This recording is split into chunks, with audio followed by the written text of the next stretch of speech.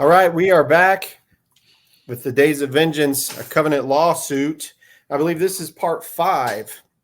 Am I correct? I think we're in part 5 already. Yep, part 5. I think you're right.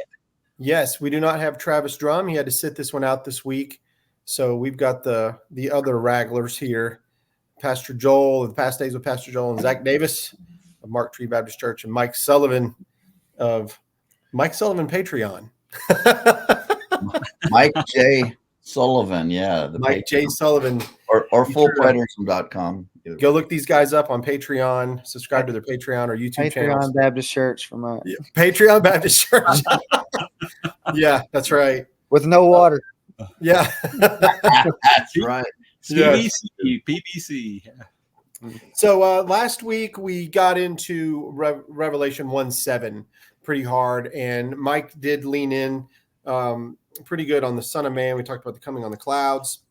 So in this particular episode, what I want to do real quick, I want to read Revelation 1, verse 8, and then I'll go all the way down to verse 16, and I just want to chat a little bit about it.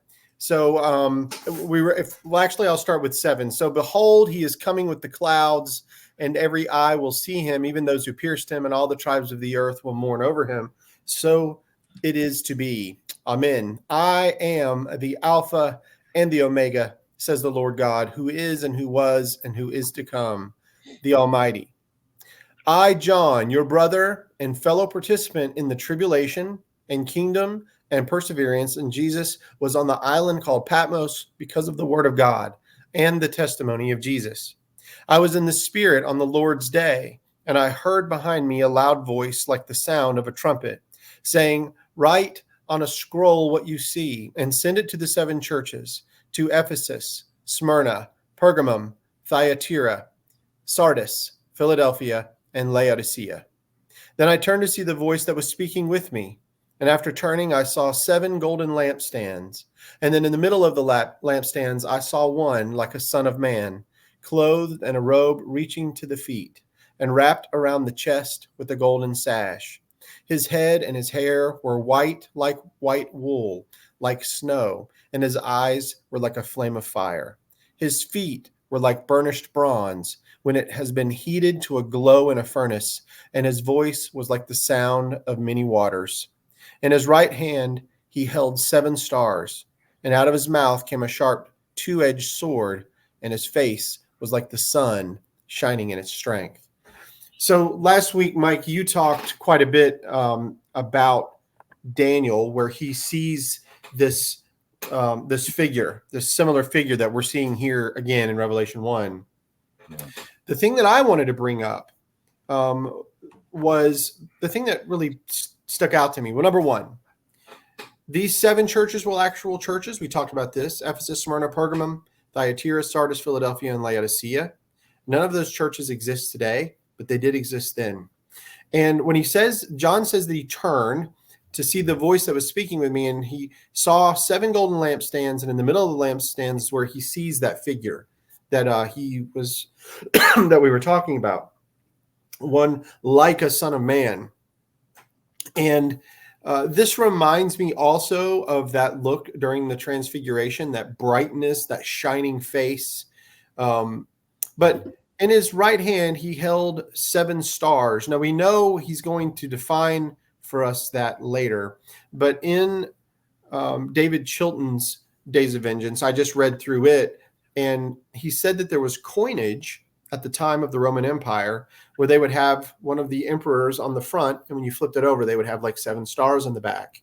I went and researched that, and actually, if that were, it is true, but if that's the case, then it would make the case for the late date of Revelation, because those were after Domitian.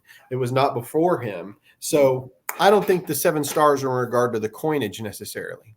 No. So I think that the 7 stars, it describes either like Ursa Major. They would think like biblically in the Old Testament, you have Ursa Major, or the Pleiades, like in Job. I think it's Job 8 or Job 9. But the thing that I read that was really interesting, Zach, you have Peter Leithart's commentary on Revelation. Did you happen to read anything in regard to this? So he pulls from a man with the last name Chevalier, and he said that this 7 stars, even though these are the 7 churches, this is like it's symbolic of the new Israel. And it's the way that the sun, that bright shining one, would go through the 7 stars of the Pleiades, and that you have, and it basically, it goes and does this in a 24-hour period. And so he said, this was just another way of saying that the day of the Lord was approaching. I'd never read that or never heard that before. Have any of you heard that before? I don't think I have. Not quite like that. Yeah, I've heard that the the lampstand represents the planets, the 7, and I think Pastor Curtis kind of gets into that a little bit. I know David Chilton gets into that, but I mean, the text itself tells you, It does, what the lampstand is, and we don't have to guess, angels, right? Yeah, but it James, is cool. James Jordan and that crew get into a lot of the astrology language stuff. I've never been interested at all in it. I don't know why. Like, I can't. It's not something that interests me at all. And I'm not saying that it's wrong. I just the only reason that Lightheart said he pulled from that was he said that it was understand that in the Jewish cults of the time, they were heavy into astrology, and and that basically John, if it was a Jewish audience that's reading this, and it isn't necessarily just a Jewish audience that's reading this, but if it was, that saying that Christ holds the 7 stars in his hands means he is the preeminent one over all creation. And so anything that those Jewish cults might have thought of would have went right out the door, because Christ is the preeminent one. Or the 7 stars in regard to Rome, that the Roman emperor was seen as like a god, or the shining one, or the sun of the Roman Empire, and those 7 stars. I think that you're right, Mike. I think that he defines what it is. Christ defines it for John right out of the gate. So I don't think there's any reason for us to even go into the guessing. But here's my question to you. Is John actually seeing lampstands? I'm assuming he is. He's seeing lampstands, right? Yeah, because you look at Ezekiel, he sees a boiling pot. Gideon, he sees different things. I mean, and they're symbolic and they're representative of things. And in the Jewish world and mind, they kind of understood some of this. He says that he has this vision on the Lord's day, which, in other words, he's seen the day of the Lord. I don't think this is the Sabbath. I think he's actually in the Lord's day. He's seen what is going to happen in the events of, pretty much 67 to 70. And, in my response to Simon Kistemacher on the dating of Revelation, he kind of goes back and forth. In one commentary, he says, before he responded to full preterism, in one commentary, he says, you can't take these descriptions of Jesus in the book of Revelation to prove that he's still in a physical body. Mm-hmm. But then when he tried to refute us, he went to some passages in Revelation, say, see, Jesus is still in a physical body. And I responded in one of my, one of the things, honey, I shrunk the angels. I mean, yeah. So do we have like a 900-foot Jesus, holding? So you got to be really careful there in how you're trying to prove something in the book of Revelation, because it's very symbolic. He's a lamb. He's a 900-foot Jesus. He's a lot of different things in the book of Revelation. Yeah. He's got a sword coming out of his mouth. So now in his physical body, does he have a literal sword? Kind of bizarre. This goes back to lampstand's comment for a moment, because I was reading through a little bit of Chilton's commentary too. So he says here, I'll just read a paragraph. St. John suddenly finds himself in the holy place, for he sees 7 golden lampstands, and in the middle of the 7 lampstands is one like a son of man. The imagery here is clearly taken from the tabernacle, but with a significant difference. In the earthly holy place, there was 1 lampstand with 7 lamps.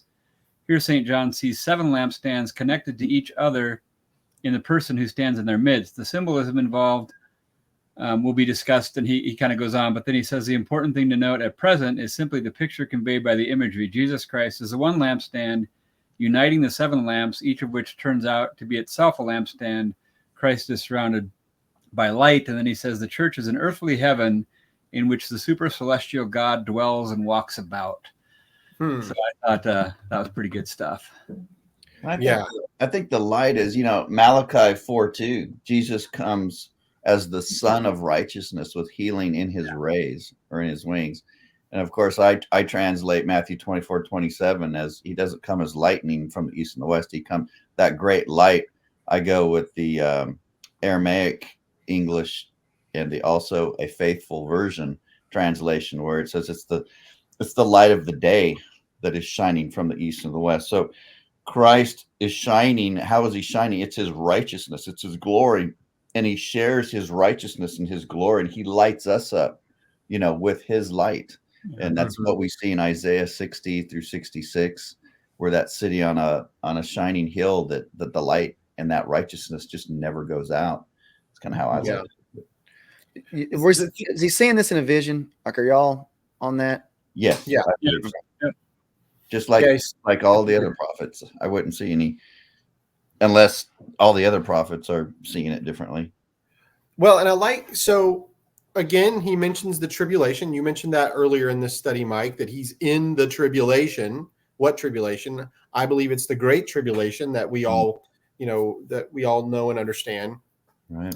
He's on the island called Patmos. So we've always, just as maybe a bit of review for all of us, for the word of his testimony in regard to Jesus Christ. So it sounds like he's preaching. I want to zoom out for a minute. Let's zoom way back here.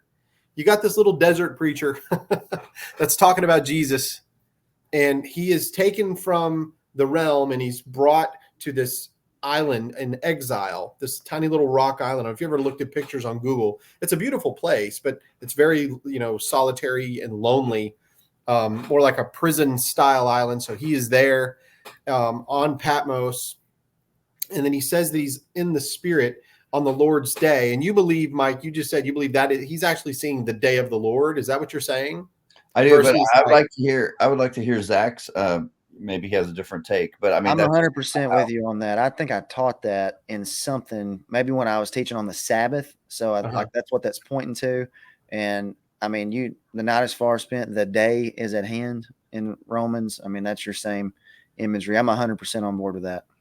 Yeah, that's cool. Cause I had never really thought of it that way. I always thought he meant Sunday, the resurrection day, the day, you know what I mean? Like, this is what I thought forever. Now, what about this trumpet? The voice, a loud voice as of a trumpet. So what is that? What do you think that that's saying to us right out of the gate with this trumpet? Is that a sounding trumpet? It's not the final trumpet, right? It just sounds like a trumpet. What's it announcing? It's announcing something. What verse are you on again, Rick? Just so I can get there. That would be in verse 10. I was in the spirit on the Lord's day, and I heard behind me a loud voice as of a trumpet. Now it's not a trumpet, but it's as of a trumpet. So the sound of his voice, it reminds me of Thessalonians. Now I could be wrong, but it just reminds me of that. It's he shall descend, right? With the voice, with the trump of God and the shout, with a shout, right? Yeah. Am I crazy? Well, yeah. At the sound of the trumpet, he says, write what you see in a book. So he's seen the second coming. So, and the judgment in this vision, that's what the Lord's day is. And it's connected with the blowing of a trumpet. Now, of course, we're going to have 7 trumpets, but yes, as we've pointed out before, this is the prophecy's recapitulation. So right. It's the same judgment looked at from different angles, different characters, but it's the same judgment, and it goes in cycles, 7 bowls, 7 trumpets, and so forth, but it's the same judgment. So yeah, I mean, I would take this as the trumpet of 1 Thessalonians 4, 1 Corinthians 15, Matthew 24:31, Revelation 10. Yeah, 10, 11, so. And then he goes on to say, sorry, were you going to say something? All trumpet. I mean, the trumpet language to me is in association with, I mean, you get the idea of the judgments that are being released. So when I'm seeing trumpets, I'm thinking some form of covenantal judgment or gathering, one or the other. One of those two things comes to my mind. So, well, why don't we talk about what they would use a trumpet for in the ancient? It would be for betrothal, right? The time of the wedding, the best man would come out and blow the horn, and you get the groom, and it's time to go get your bride. Zach, for battle, right?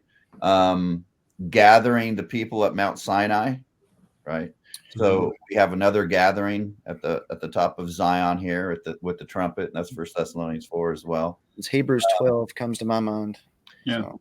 And at some point we'll probably get into, especially when we get into chapter 11 and the blowing of the trumpet, Jericho, right? Yeah, So, Jericho. yeah. Yep. So a lot of symbolism, and that's what I love about Revelation. Some of these symbols can bring in a multitude of different concepts, communicating the judgment and the covenant, and it's pretty awesome.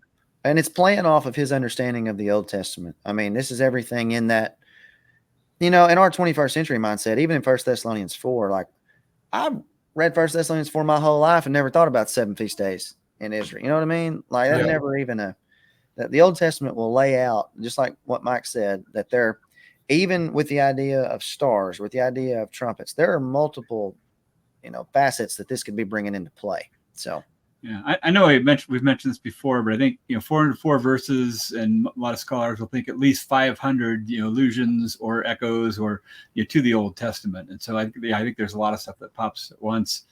One other interesting thing, and this is something that Chilton brought up that I hadn't thought about either, but where John first hears and then he sees, and that's the pattern of this revelation. And the reason I think that's important is because our faith is so word based, and where a lot of things are just more experiential. But here, he hears this word, and he's told first, and then he sees. And so I just think that's an interesting connection that's consistent throughout. Yeah, you'll see that pattern throughout. And I think that, and you're right, Zach, too, because both of you, Joel and Zach. You're wrong, Joel. You're wrong. So just for us reading, just from our ability of reading, this Bible in English in modern day America, even we are getting some of that imagery. Like we hear the trumpet, and I thought of Jericho. I thought of 1 Thessalonians. I was thinking with my limited understanding, I can only imagine how rich that symbology was to the audience of its time, because it was so near in regard to what they knew and what they had learned, and how in depth they were with the Old Testament scriptures versus what we are. Being raised, I read the New Testament most of my life. That's what we focused on. What was Jesus doing? What did Paul say? Yeah. We didn't even really look at the Old Testament other than Jonah and the whale and maybe Samson and Delilah. That's what we got into. Maybe Daniel and the lion's den. I mean, we really didn't get into the in depth. So I can only imagine how rich it was for the original audience. So what do you think the original audience is thinking whenever he says, I am the Alpha and the Omega, the first and the last? What is he getting? What are they getting from that? Isaiah, he's taken on the attributes of God. He is God. Before Abraham was, I am. Mm-hmm. Remember, John, this is the same author as the Gospel of John. If you want to prove the deity of Christ, Zach, what 2 books do you go to the most? John and Revelation. Mm-hmm. Exactly. Yeah, so this is just more doubling down on who he really is. That's not what he was asking, Mike. He wants to know if you think Alpha and Omega is a covenantal bookend. Is it? I think so. I think so too. Well, explain what you mean, because I'm not sure many people will. When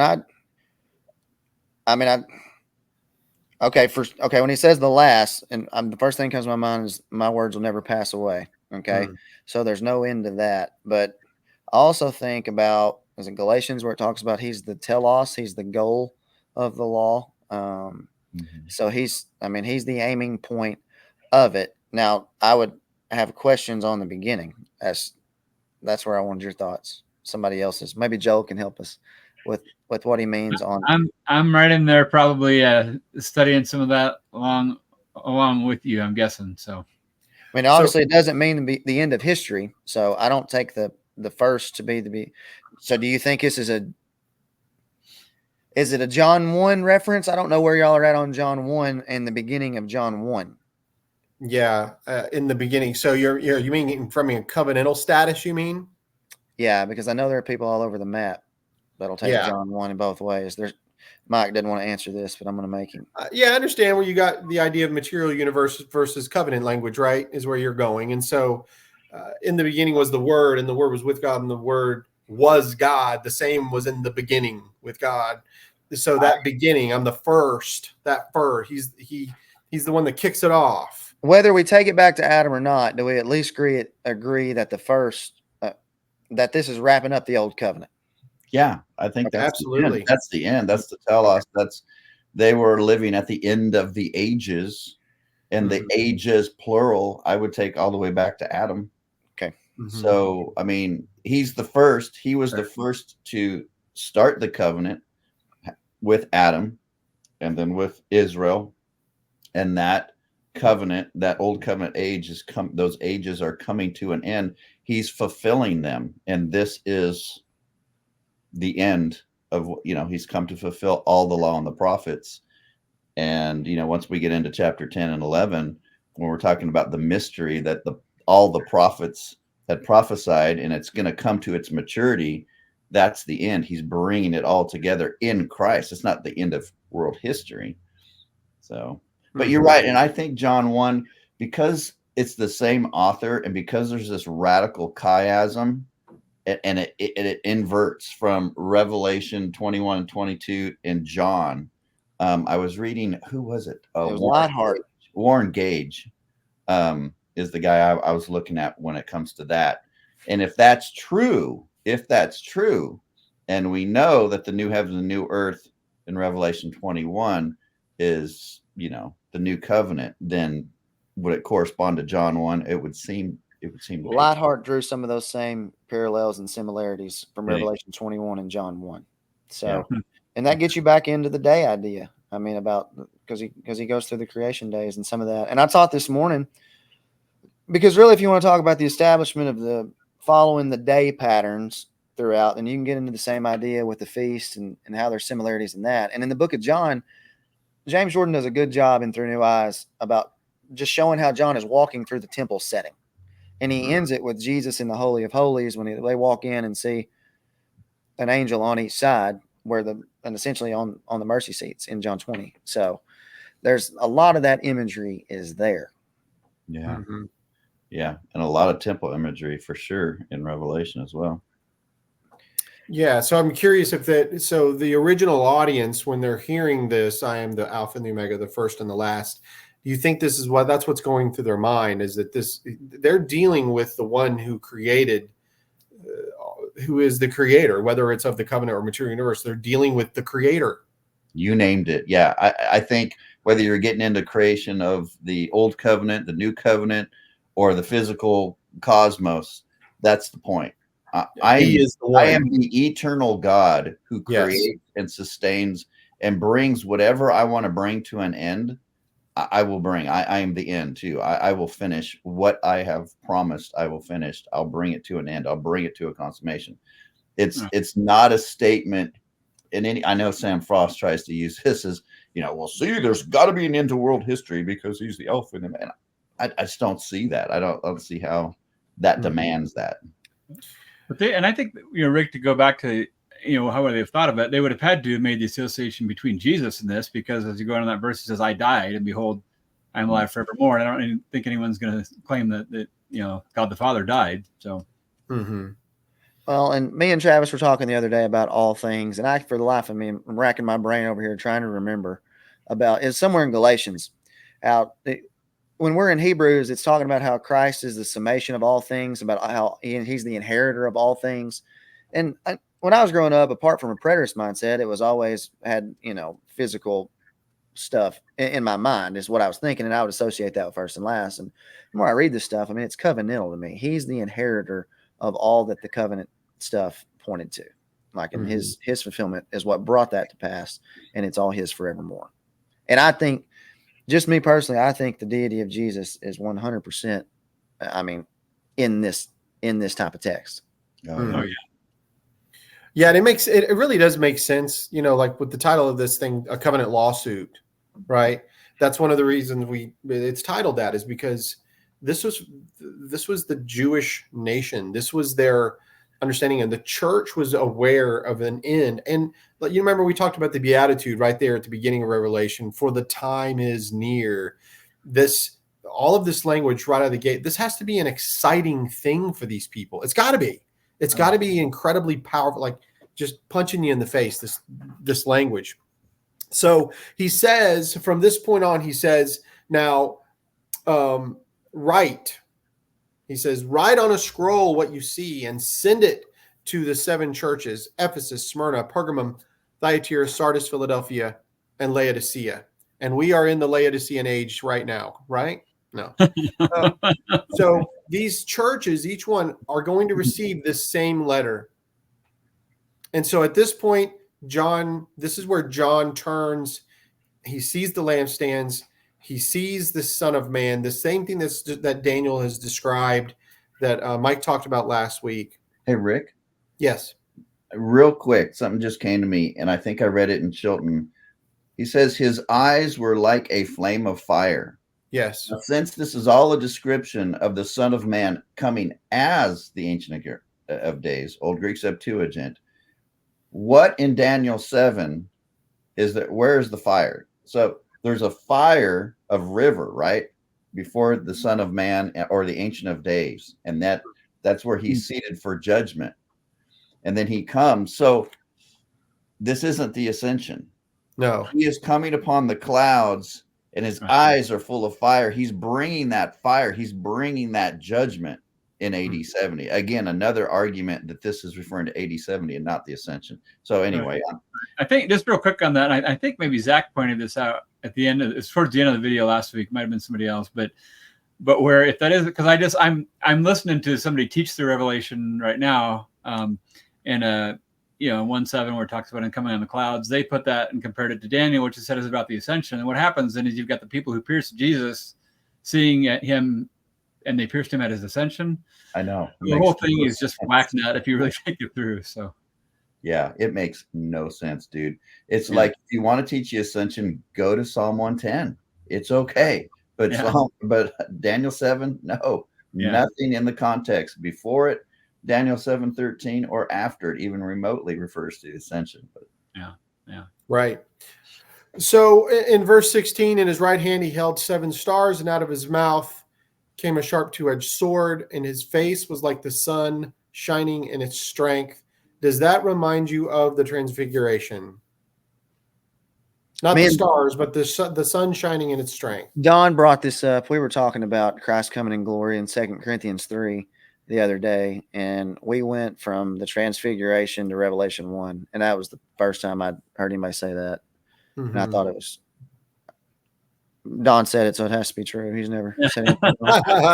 So, but it's really interesting, because if you think about it with the Transfiguration, if this John who is writing, if we believe it's Saint John or John the Apostle that's writing this, then that would mean that John was at the Transfiguration. So he would have seen this before. He would have saw Christ in his glory in that moment of Transfiguration.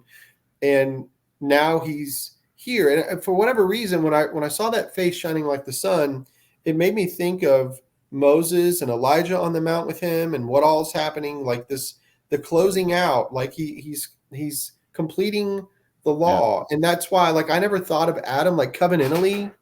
Like, I never thought of Adam at this point, covenantally, Zach. I always think of Moses covenantally because of that Transfiguration timing. I feel like, and also in Hebrews, you know how it talks about how when the priesthood changes, there's a changing of the law.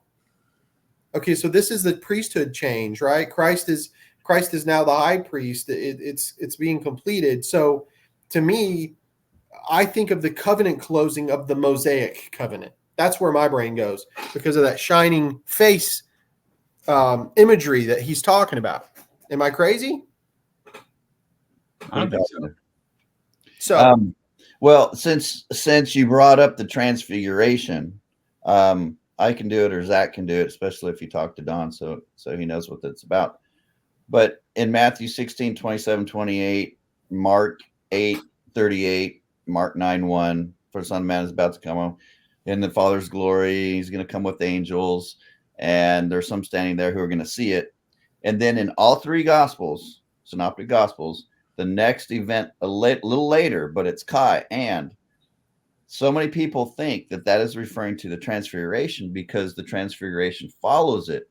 But Peter tells us that it was a vision of the parousia of the second coming. So how does the vision of the transfiguration actually picture and point to the parousia in AD 70? And I'll let one of you guys pick it up because it's an awesome thing to teach. Yeah, it's the passing away of the old covenant, bringing in the new when it would inherit in glory, and it makes perfect sense since Revelation is, at near to take place, and you get your Daniel 7 imagery, and you get your transfiguration imagery that all of this is wrapping up at the completion of the covenant. So Elijah, then you get your Deuteronomy 18 quote where it says, "Hear him," and this is an obvious covenantal transition. And again, to Rick's point a while ago, from Moses to Christ. So I'm with you on what you said a while ago, Rick, about seeing more of a Moses to Christ transition than an Adam to Christ transition. So I'm trying to figure, and obviously both are there. That's a no-brainer, but I'm just trying to figure out kind of why they choose the one they do at certain times. But no, I mean, and everything you said about Matthew 16, I had a preacher probably 4 or 5 months ago locally who has ripped me up and down, by the way. And I wanted to make a video on it so bad, and I didn't do it. But he was placing everything in Matthew 16, 27, 28 at the transfiguration, like Mike just said. And there's no coming with the angels there. It says that he would reward them at that time in Matthew 16, 27, 28. So that's the judgment. Well, there's no judgment there at the transfiguration. I mean, this is taking you to something else. And also, I wonder, in John 1, when he says we beheld his glory, and I just always assumed that was about everybody that ever met Jesus. And the more I think about it, that might have been John talking about the transfiguration. It was. It's absolutely talking about the transfiguration. I have thought the same thing. When we beheld his glory, well, that's the moment. That is whenever the Father says from heaven, "Hear him." That's him. You've had 20 more years to think about it than I have. No. So who shows up? So it's Moses and Elijah in the transfiguration, representing the law and the prophets, and we'll see them again. We'll see them again in Revelation chapter 11. Mm-hmm. So Moses and Elijah show up representing the law and the prophets. Peter says, "Oh wow, this is awesome! Let's build some tents and we'll all hang out together." Okay, now that's the mentality of the Pharisees that thought that the old covenant law would be carried into the new covenant age, or the Judaizers who said faith in Jesus isn't enough. We have to have circumcision. We have to put the new wine into old wineskins. Right. That is the error that Peter is having when he says, "Hey guys, let's all hang out." Yeah. He didn't know what he was talking about. That's why he's rebuked by the Father. "No, you hear my son. Heaven and earth will pass away of the law and the prophets of Moses and Elijah, but my words will never pass away, the words of the new covenant. You hear him, you hear my son." And then Moses and Elijah are gone, and only Jesus, because he has the words of the new covenant. Now, interestingly enough, so why is the transfiguration followed immediately after Jesus' teaching about the second coming and some of them being alive to witness it? Because it's a picture of the second coming in AD 70. What does Moses and Elijah have to do with the earth, the planet burning up at the end of world history? But whereas our paradigm, it fits perfectly. They're the two witnesses in Revelation 12 that come back at the end of history. Duh. Yeah. One thing too, just to stay here for a minute, because there's lots of things in my head right now, but this is really powerful for me. And Zach, you mentioned the events that Jesus mentions in Matthew 16 and Mark 9 and so forth that aren't present in the Mount of Transfiguration. But the other thing, I think there's agreement on this, that the Mount of Transfiguration event probably happened just several days later, and that was really powerful to think through. Yeah, 6 to 8 days later. So how many of those people would have died by then? And the other thing that occurred to me after that, because Jesus says some of you will have died, that also proves that after his second coming, whatever that was, people were still going to be, alive after that time again. So it's not like this end of world history thing. And there's just so much there if you really look at what Jesus was saying, and to use the Peter wanting to set up tents, I think an application that's unfortunate, and this is just my opinion, but a lot of the church that doesn't have this view is essentially still camped out in the old covenant, whether they I see what you did there, Cam. Yeah, I know. You see that? but they're there even though they would say they're not. But I don't know how you get away from that, because and then you've got this. I preached a sermon series one time. It wasn't on preterism per se, but it was called Covenant Conundrum, where it's like a lot of the church still has like they're hanging on to one of Moses' legs, and the other arms got Jesus, and it just causes all kinds of a big mess. Do you think that they thought Jesus could be king, but they're going to keep their priesthood around? Because the more I'm in Hebrews, and obviously Hebrews is about the transition of the priesthood, and that's a large deal of it. But even in thinking about that transfiguration scene and what Peter did, the more I think about it, man, it just seems like they were fine with Jesus being king as long as the priesthood remained there to them. And I think that's why Psalm 110:1 and 110:4 come up so much, because the idea of Melchizedek is the priest-king stuff, and that both of those would be his. And when I read like that, he would inherit all things. He's the Alpha and the Omega. He's the inheritor of all things. He's not just the inheritor of the kingship, but he's the inheritor of all of it, of the priesthood and everything that points to him under that covenantal heading. And if that's the case, then I won't go to John. I won't get you to Matthew 4, but there's a possibility if Matthew 4 could have more to do with, you falling down, you saying the priesthood can stay here with me and the kingship can be yours. You're talking about the temptation scene? Yeah. Yeah. I see what you mean. So, because that's kind of interesting. And I think you might even could connect that to Hymenaeus and Philetus, that whole deal, because people were thinking, well, this can still be around. Christ is king, but this can still be around. And no, it's not going to be the case. It's the same to me as the cloth and the wineskin analogy.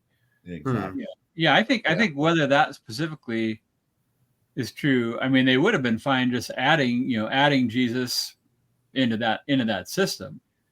Because they wanted his kingship so he could get rid of the Romans. I mean, that's what it would have played in, to him for both ways. But obviously that wasn't the plan. Yeah. Well, while we're in the transfiguration, there's a Greek word there that we get our word for, a butterfly in a cocoon, or a caterpillar in a cocoon turning into a butterfly, metamorphosis, right? And it's only used a couple other times. I believe 2 Corinthians 3 and then in Romans somewhere. But in the 2 Corinthians 3, it is a covenantal transformation. So again, all of these images of the transfiguration totally point to AD 70 and the transformation that the kingdom is going to go through from a physical body of things which are made and created that you can see, right? The old covenant system to be transformed into this kingdom that's within and that's spiritual and that, you cannot see. Well, in the same place where it's used and what you're talking about in 2 Corinthians 3, the whole idea is that it's going from glory to glory. That's the context that it's laid in. And that's the same as the transfiguration scene, from old covenant glory to Christ's new covenant glory. Yeah. And I'm pretty sure it's in Luke's version of the transfiguration. And I can't think of the Greek term, but that Greek term, it's translated basically as Exodus, when Jesus was going to make his departure. So he's also starting that second Exodus period. I mean, so there's so much there. Amen.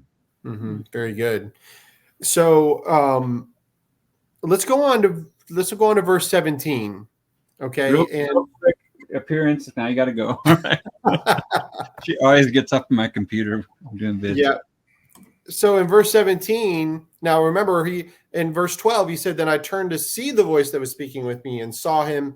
And all of this must be so like instantaneous, because in verse 17, he says, when I saw him, I fell at his feet like a dead man. Now that reminds me also like of the transfiguration, that where they, they're having to bow down. It's so bright. And he placed his right hand on me saying, do not be afraid. I am the first and the last and the living one, and I was dead, and behold, I am alive forevermore, and I have the keys of death. I love that. And of Hades. Amen. Isn't that a powerful verse? Yeah. It is. You on the surface, you're thinking, how's that going to comfort me? You're the Alpha and the Omega. but it is comforting, because it's just like, he's in his glory, but yet he's the same one that called out to us to come. He had the fish ready for us, and oh yeah, he's my friend, but he's very God too. So I think he's comforting him, like, it's still me, guys. I'm in glory and I'm the Almighty, the Alpha and the Omega, So, but yeah. still me. I died. Remember, I was with you guys, right? But Yeah. now I'm in my glory. Do you guys see any connection between the keys of death and Hades and Matthew 16? Yes. Talk about that, Mike. I didn't see that initially, and I don't think I ever could have seen that until coming to this understanding. I did a video just the other day where I was in, I can't remember where it was. It was in Genesis, where we're going over the Abrahamic covenant and the promise he's giving to Abraham. And one of them is that I'll make your descendants great, and the gates and the gates of the cities that they will conquer you'll prevail against them. In other words, the church is going on the offense. And I think it's Michael Heiser that brings this out. And so when they're on the mount, they're on Mount Hermon, which in their understanding of Genesis 6 is where the watchers came down. Like, and in their understanding, almost like just a portal. Like the sea was kind of the abode of the dead, so was this mount or rock that they're standing on. So when Jesus says the gates of hell will not prevail against the church, he's right there where they would understand the gates of hell to be, the underworld. So, yeah, I mean, the church is on the offense. Yeah, and I always and conquering the land, the new land, Right, because if you've got gates are defending something, so the church is on the offense. And then I also think he's speaking there, not just there's a general application where we're walking in victory, but I also think that in Matthew 16, he may have been referring to, at his second period, those people in Hades, because that's the right translation. It's not hell, but they would all be released. And so in that sense, too, there was going to be victory. And so that was an awesome connection for me. And even in that idea of the victory over death in Hades is connected to the old covenant as well. So like Isaiah 28:18, he says, I will annul your covenant with death. Okay. So this covenant with death is 2 Corinthians chapter 3-5. I mean, it's the covenant of death. And when you get the resurrection in 1 Corinthians 15, you get the connection of death in Hades at the time of the destruction of the law. So at the time of the inheriting of the church, the New Jerusalem in full, that the rock that was built upon in Matthew 16, I mean, once that happens, that's when the dead out of Hades are raised. Yeah. So that's when, I mean, all that coincides perfectly. And again, it's covenantal. Yeah. Something else that I wanted to say, kind of piggybacking off of Joel in regard to Matthew 16, if you'll notice right after he says the gates of hell shall not prevail against it, I will give you the keys of the kingdom of heaven. And it's these keys. He's the one that holds the keys to all of these realms. He's the one he's that Jacob's ladder that the angels are ascending and descending on. He is the living one. He's the coming one. He's the all in all. He's the creator. He's all things. John sees him and just goes straight to the ground. I've never had that kind of experience where I saw something. If they did it in the Transfiguration, this vision that we're seeing here in Revelation 1 is powerful. I don't think we can grasp just how powerful this really is. Are you saying because he has the keys, it was kind of like Jesus take the wheel? No. But if you just truthfully, he's got the keys. Now, I wanted to ask you guys, to the best of your ability, okay? Culturally speaking, let's go pre-crucifixion. Let's go pre-Christ, and let's talk about what is that world like when you don't have the keys of death in Hades. What is life like for them? And do you know how I think Paul talks about how once Christ did this, we were able to overcome the fear of death.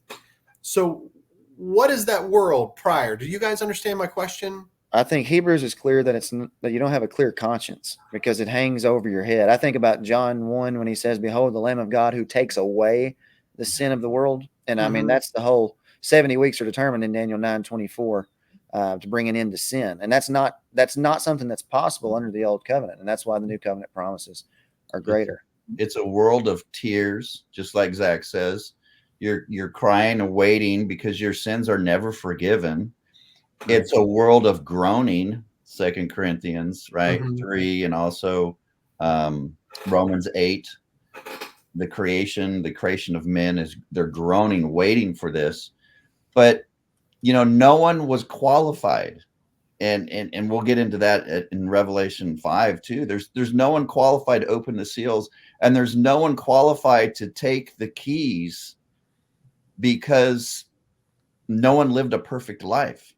Only Christ. Now, very temporarily, because let's talk about substitutionary atonement, because we're always accused of that. And Ed Stevens, oh boy, is also using futurist arguments.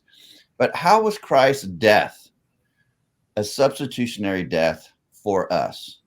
Well, when he was hanging on the cross, before he died, my God, why have you forsaken me? Psalm 22. Mm-hmm. He experienced some kind of separation while he was alive. No. Adam, the day he ate, he spiritually died while he was alive. Then he would die physically outside of the temple garden structure in the dust. Then when he died, he would still die, and his soul would go to Hades, awaiting the judgment and the resurrection, and waiting for Messiah to come and bring that judgment. And so spiritual death held the souls and the spirits of those who would die still under spiritual death. So Christ, while he was alive, experienced spiritual death. And then for 3 days in Hades, he's still in that separation. So separation alive, separation in Hades. So now that brings together John 11 perfectly. For those who believe that we're dead, they will live. But those who live and believe, they will never die. Mm-hmm. Yeah. And now Christ has overcome spiritual death, both in the realm of the living and the dead. And because he lived a perfect life for us, man, I'm just going through Isaiah 53. And it also talks about that the Lord he will give the Messiah something in his hand. And I was thinking, oh, the keys. That's right. So he's our propitiation. He's our substitution, because he's overcome spiritual death when he was alive, when he was in Hades, and then he's raised out of Hades, now having the authority and the keys, because he was the only one that could conquer it through his perfect life, unblemished lamb. So you think he went to Hades for 3 days? Absolutely, I do. Something really interesting there, and I think this is in most translations. It's been a while since I looked it up, but in Isaiah 53, what it says Christ offered up was his soul. Yes, it does. Now, so just out of curiosity, Mike, is in the Hadean realm, there's a place for the just and a place for the unjust. Am I correct? Yes, Abraham's bosom. And right. So then whenever the thief on the cross, when he talks to the thief on the cross, today thou shalt be with me in paradise, then that is where he went. What do you think, Zach? About what? What do you think? You think that do you see a duality in that Hadean realm, spiritual realm? Just and unjust? I don't know what I think about that realm. Okay. So I don't know. I would want to ask Mike what passage he thinks says that Jesus went to Hades. And just real quick, this is what I was referring to. Isaiah 53:10. Yet it was the will of the Lord to crush him. He has put him to grief. When his soul makes an offering for guilt, he shall see his offspring. He shall prolong his days. And here it is. The will of the Lord shall prosper in his hand. And, I think he has in his hand, he has the keys, and he's able to empty Hades in Revelation 20 at his parousia, because he's the firstborn to overcome that death that's holding them in Hades. right. I think the passage that Rick brought out would be an excellent one. I think the one in Peter. It goes like this. 1 Peter 3, where he says, for Christ also suffered for sins once for all time, the just for the unjust, so that he might bring us to God, having been put to death in the flesh, but made alive in the spirit, in which he also went and made proclamation to the spirits in prison, who once were disobedient, when the patience of God kept waiting in the days of Noah during the construction of the ark, in which a few, that is 8 persons, were brought safely through the water. So is that where you're talking about, 1 Peter 3? Yeah, that's definitely one of them. But, even Pastor Curtis who is an annihilationist, and we differ on this, right? He said, I said, so you believe that when they died in the Old Testament, like they just ceased to exist? Like, I don't understand that. And then I said, what about Jesus? And he goes, well, he was the exception. So apparently his spirit and soul existed for 3 days and 3 nights before he was raised bodily, right, on the third day. And I don't see that. And we're always looking at First Enoch, for the divine counsel and stuff, but yet Enoch clearly teaches that, these souls and spirits were still conscious and still present. So you think when it says he was put to death in the flesh and so when he's talking about flesh and spirit there, you think that's? I think that's the old covenant, new covenant. It's in the locative case. He's put to death under the law, and he's the first to be raised in the spirit. He's the first fruit. He's the cornerstone. He's the one that's able to give eternal life and give the spirit in the new covenant. But that doesn't mean that he didn't go to Hades. I just don't know how that proves that he did. I don't know. Like when I read the passage, like when he ascended on high, he led captivity captive. That's the passage that Doug Wilson and what I heard my whole life growing up, everybody's going to use to say, well, he went to Hades. Yeah, I don't think that's a strong passage for that. But yeah, I don't either. That's got second Exodus language all over it to me. Yeah, so I agree. There's something just to go back to. I don't remember when you guys mentioned that sin and we're freed from that. So this is kind of interesting to me. This is back in Revelation 1:4, but it talks about, or maybe it's 5. Yeah, it's 5. Let me read it real quick. And from Jesus Christ, faithful witness. No, it's before that. It's end of 5. To him who loves us and has freed us from our sins by his blood. And like you guys were sharing, that couldn't happen before. But the only place, I think this is right, the only other place in Revelation where sin is mentioned is in Revelation 18, where it's talking about call my people out of Babylon, and that sin is still dwelling there. So then you've got this same issue where because they were these covenant people and would not repent, that sin is there, and in that sense they're going to die in their sins. But those people who were in Christ then and now are freed from their sins. So that's just a good connection too. And why wouldn't substitutionary atonement fit in the futurist paradigm? And why wouldn't it fit? And I am a name caller. Ed Stevens' view, especially since he thinks that we're some kind of heretics. Because but here's if we physically died, then we shouldn't physically die. Exactly. Right? If Christ came to overcome physical death, and that is the substitution that he is performing on the cross, and that when we believe in him, then we should never physically die. Right? Because that's the death he's overcoming. That's what he's stepping into, and he's overcoming on our behalf. So for the last 2,000 years, why is everyone physically dying? His atonement is an epic failure within the futurist point of view. Number one. So then Ed Stevens comes along, and he wants to kind of walk the fence in futurism and preterism, and he has adopted that view of the atonement. Now this is how he fixes it. Well, see, it's true because there was a physical rapture and they didn't physically die. Well, what about us, Ed? What about our atonement? Right. What do we get? Plan B? What, like we get the crumbs? I mean, why did they share in the atonement, in the substitutionary atonement, and they didn't physically die, but yet we do? See, it breaks down. It doesn't make any sense. You can get there from, this is long before I came to preterism, Romans 6:23, the wages of sin is death, but the gift of God is eternal life in Christ. And I thought that same thing. It was many years ago, and I had no idea what to do with it. And the other thing is, if it is about physical death, then the moment anybody sins who's not in Christ, shouldn't they die at that very moment? Mm-hmm. That's Travis, right. Travis sent me a thing from A.W. Tozer on Romans 6:23 and how he was taken into spiritual death. Sorry, Joe, go ahead. Oh no, I was just going to say, and you guys are probably aware of this, but I know Sam Frost comes up on occasion, but his book that he wrote when he's a full preterist on 1 Corinthians 15, you made actually a really, really good case of what you started talking about, Mike. And it's just ironic. And that made so much sense, so much more sense than where he is now. But I don't see how people get around that. I've heard people say, well, but at the end of time, then physical death. Kick it down the road.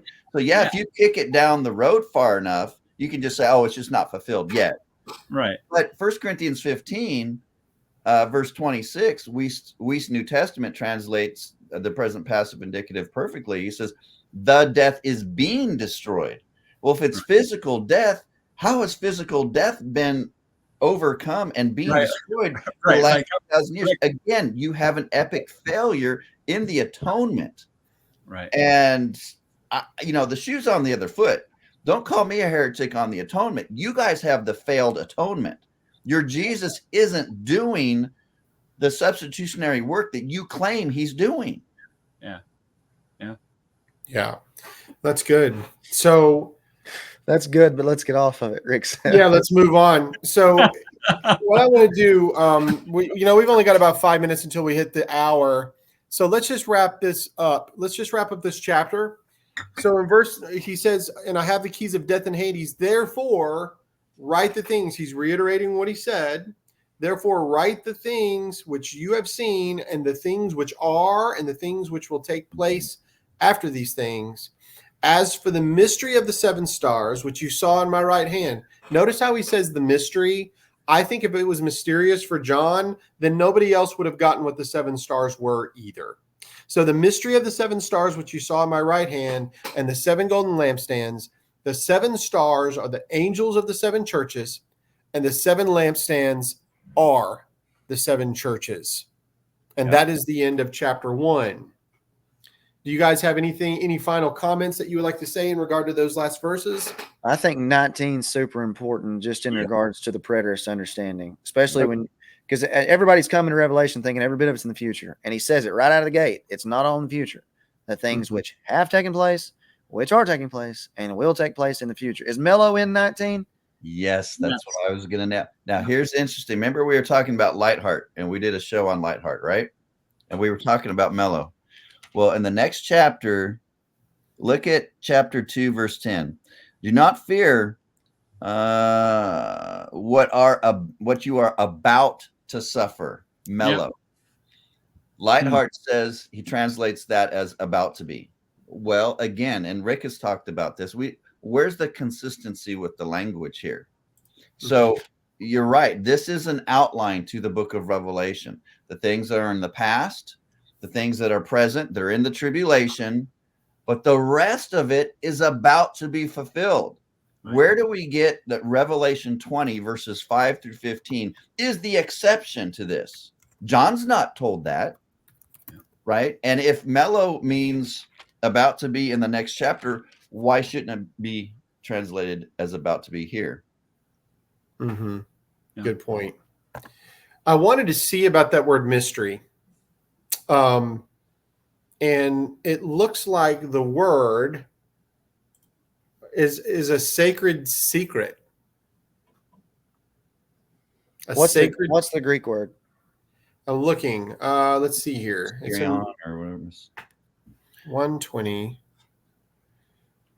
Tauta? Is that right?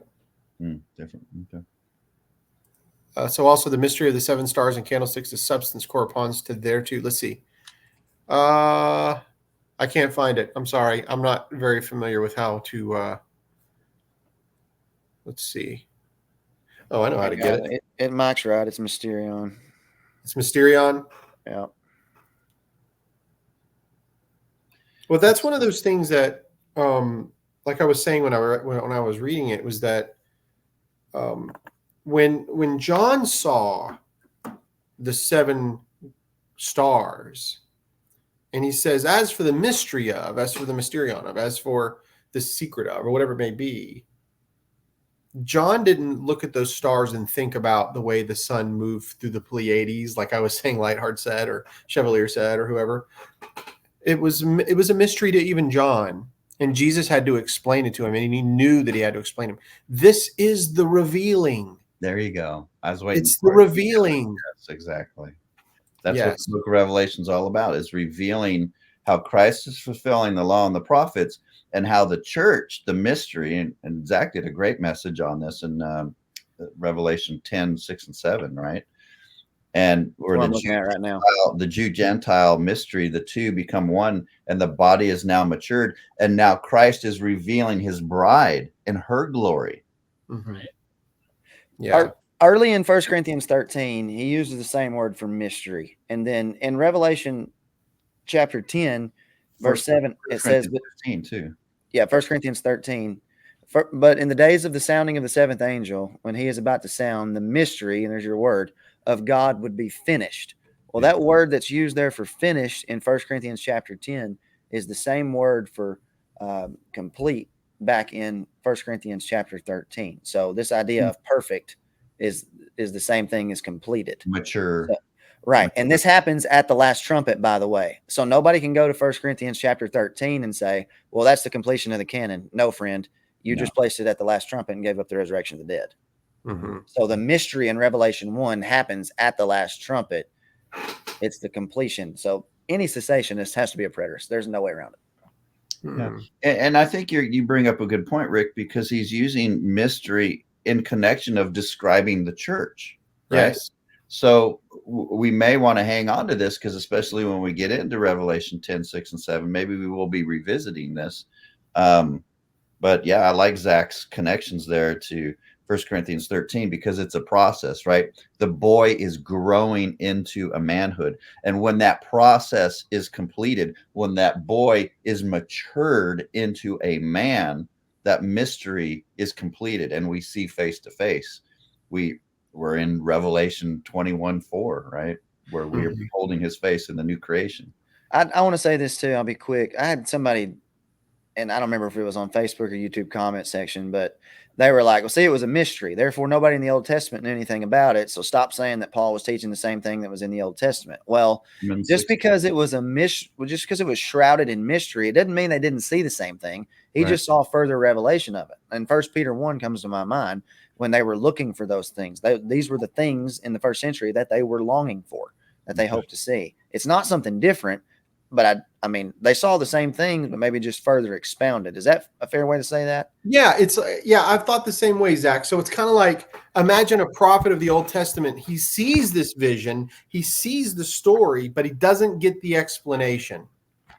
Starts wide and this thing narrows. And then, yes, and when Paul comes in due time, born out of season, as he says, he's that special apostle that is now it's been revealed to him to give out this mystery.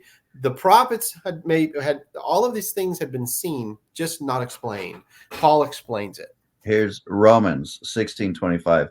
Now to him who is able to strengthen you according to my gospel and the preaching of Jesus Christ according to the revelation of the mystery that was kept secret for long ages, but has now been disclosed. And through the prophetic writings, what writings? The Old Testament writings. Theirs has been made known to all nations according to the command of the eternal God to bring about the obedience of faith. So the mystery was in the Old Testament scriptures, and they were given the charismata, and the knowledge was increasing of what this new covenant mystery was, right? Mm-hmm.